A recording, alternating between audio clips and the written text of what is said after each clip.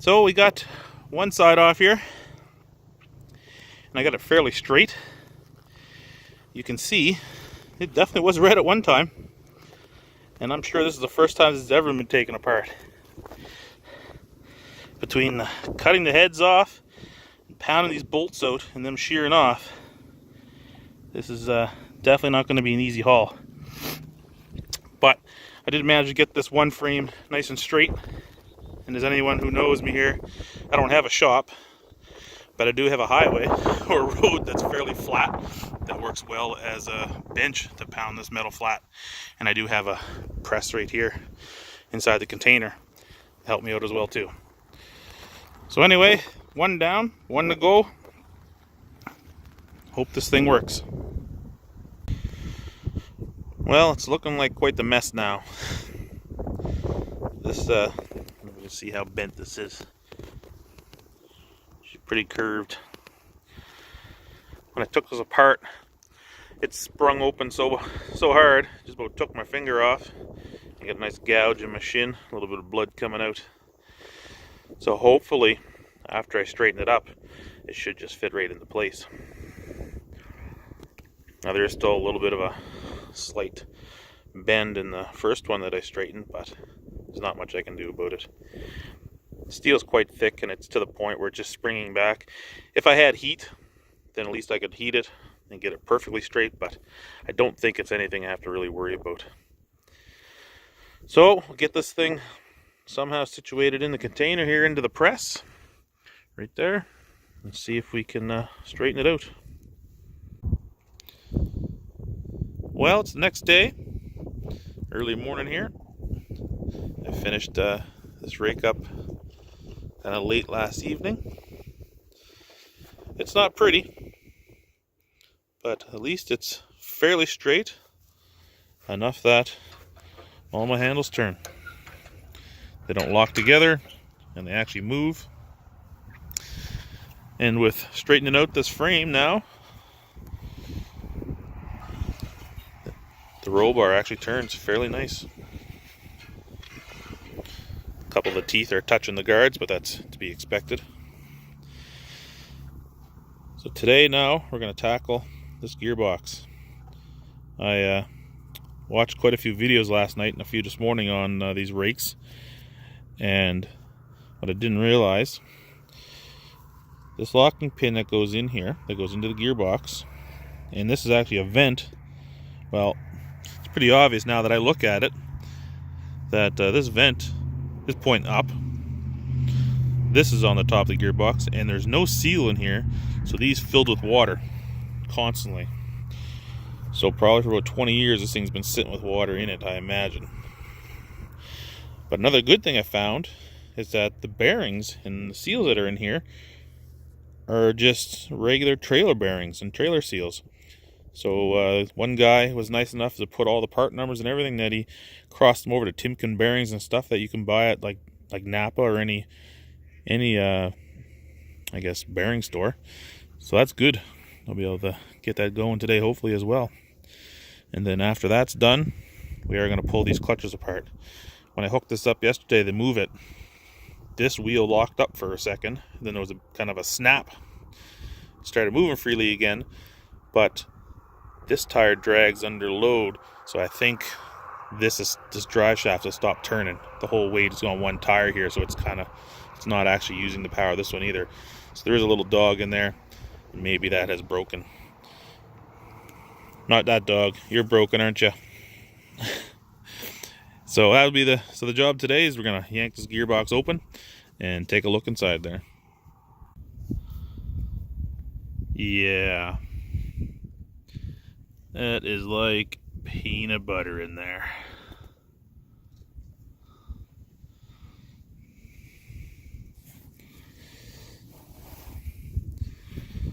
That is probably the issue.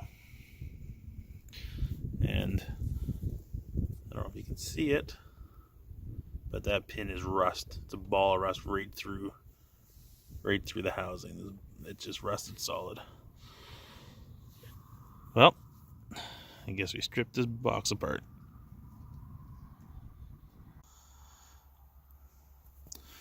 Well, that gearbox came apart relatively well. The only thing that gave me trouble was the pin. See, it's pretty rusted where it was goes through here, and there's no seal at all. It's just tight fit, metal to metal. So once I tapped that out, the rest of the gearbox basically just fell apart. There's just a touch of pitting and surface rust on this stuff, but for the most part, I think it's going to be fine. This is the clutch here. This is the problem here. This clutch wouldn't engage, and this spring, which shoves it together, when that pin is released, there's just that gum, I guess, as well too. Just the oil was so thick. It was thicker than 85 140. So I pretty much got it all cleaned out in here. Just a little bit more I'll clean up. But it came out so nice and so smooth, I think I'm even going to use the same seals. I'm not going to replace anything in this gearbox. So that's good. Saved me some money. Cheap. Anyway, finish cleaning these up. Throw the pin on the wire wheel and clean it up. Get this back together and then get some good oil in it. Here we go. We're cooking with fire now. Just the way she's supposed to work.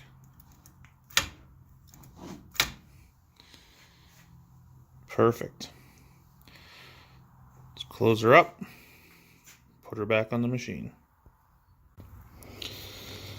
So we have the gearbox back on and sealed up, and it's engaging nicely. Works really well.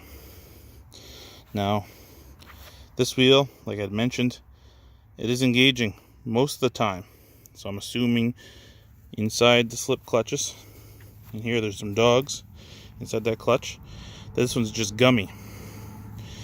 As for this side, that bang I heard when I was trying to gauge it obviously was the spring letting go. Here's the dog. Now it's supposed to be held open in this position permanently, and it catches. I don't know if you can see it. It catches in these grooves all in around here. Well, this is just loose. There was a spring in here somewheres, and also this pin is so wore that I can almost pull this dog right out, and it's supposed to be permanent. So there is probably about 60 years of gum and hay and everything stuck in here. So we're going to clean this all up, and then I'm going to have to see if I can find a spring. I don't even know where to start. I know there's no parts breakdowns at work on my computer, but hopefully I'm able to go back through some vintage parts lists and find them. Well, it's nice that sometimes you just luck out. Went to my local New Holland dealer here in town today, and lo and behold, they have these little springs that I need for the dogs. I asked the lady, gave her a part number. I said, I'm sorry, but I think the part number is from about 1965. She punched it in, and she says, oh, I have 4. So I took them all. I took two lefts and 2 rights. Took everything they had. Those were the broken ones there. And that's what they're supposed to be like. I'm pretty sure this is going to do the job. So here they are here. They're $5.76 per side. That's in Canadian dollars, of course. I think I found them online for $3.80 American, but about $12 for a set. All said and done, 2 sets, $24.20. Can't complain with that. I got a $24 rake minus my time.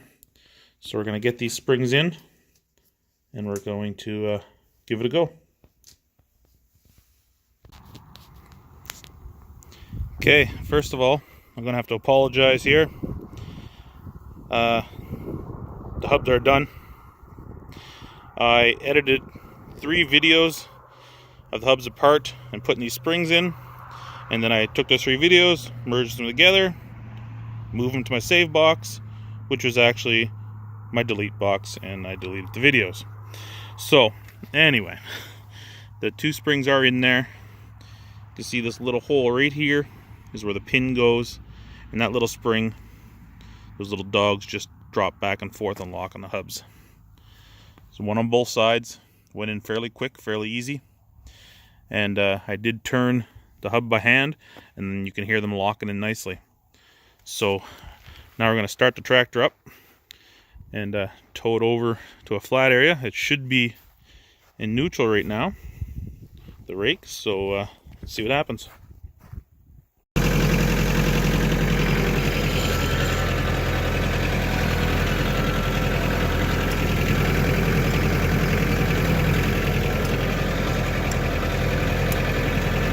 You can hear those clutches clicking, which is normal because I took a turn, which means one tire is turning slower than the other, and those clutches are allowing that drive shaft to slip past each other. So now let's put it in gear and see what happens.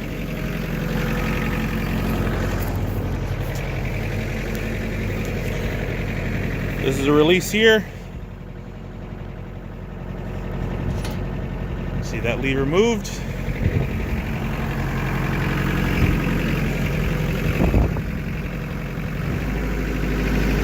Any luck? This should work.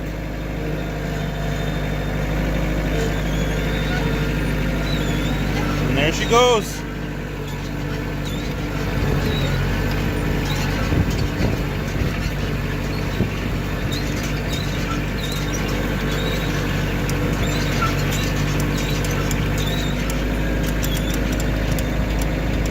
Clutch is disengaging, and I should be able to back up without it moving.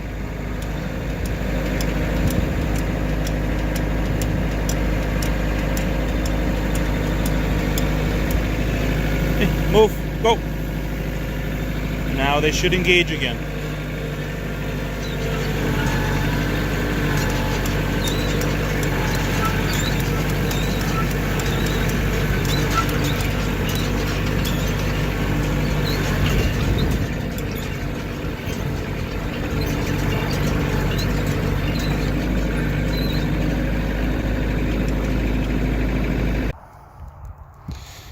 And there we have it.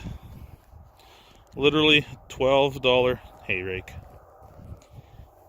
She don't look pretty, but it all works, all runs smooth, and I have faith that it's going to help make hay.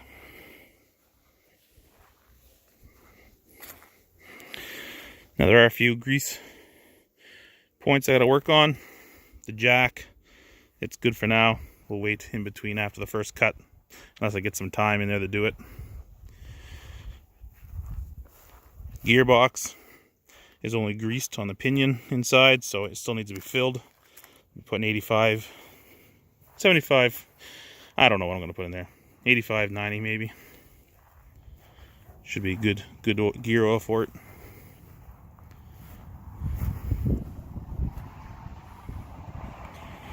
And if it continues to work good this season, should get a nice paint job, just like the baler. So, next project is to move on to the cutter. Like I'd mentioned, for the most part, it's ready to go. Everything moves. I do gotta pull the bar apart, buff that, make sure that it's moving freely. I need to work on that drive pulley. I looked at a parts breakdown online that I found, and it does have bushing in there, so I might be able to replace that easily. The teeth, all the teeth are on here. And if it cuts, the same thing. Works good for a season. She'll get a nice paint job as well. Now it is this one's a case, and my other equipment's New Holland, but it'll all be red and yellow. And of course we'll put the appropriate decals and stickers on it to make it look authentic, because we're all about cheap junk here, but we want it to look new. Again, thanks for watching, and come back soon when I start pulling apart this cutter.